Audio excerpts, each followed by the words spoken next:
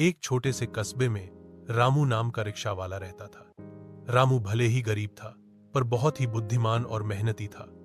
वह ईमानदारी से अपना काम करता और सबका दिल जीत लेता। रामू के रिक्शे पर अक्सर एक तोता बैठा रहता था।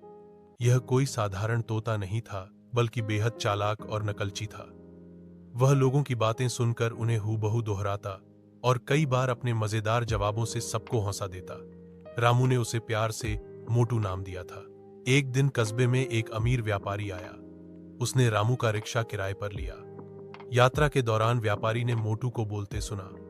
मोटू ने कहा, यह व्यापारी बहुत कंजूस है, इसे ज्यादा किराया लो। व्यापारी यह सुनकर चौंक गया, पर उसने कुछ नहीं कहा। रामू ने शांति से किराया लिया और व्यापारी को उसके गंतव्य तक पहुंचा दिया। लेकिन व्यापारी के मन में तोते की बात अटक गई। अगले दिन उसने फिर रामू का रिक्शा लिया और इस बार किराए से ज्यादा पैसे खुद ही दे दिए।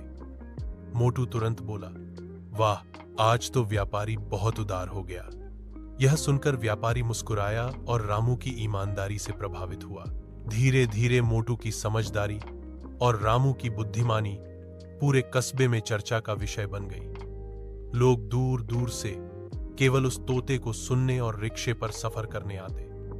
रामू का काम बढ़ता गया और उसकी आमदनी दोगुनी हो गई। एक दिन रामू ने सोचा, अगर मैं इस तोते को गलत कामों में इस्तेमाल करूं तो मुझे और धन मिलेगा। लेकिन फिर तुरंत उसने मन से आवाज सुनी, ईमानदारी ही असली धन है।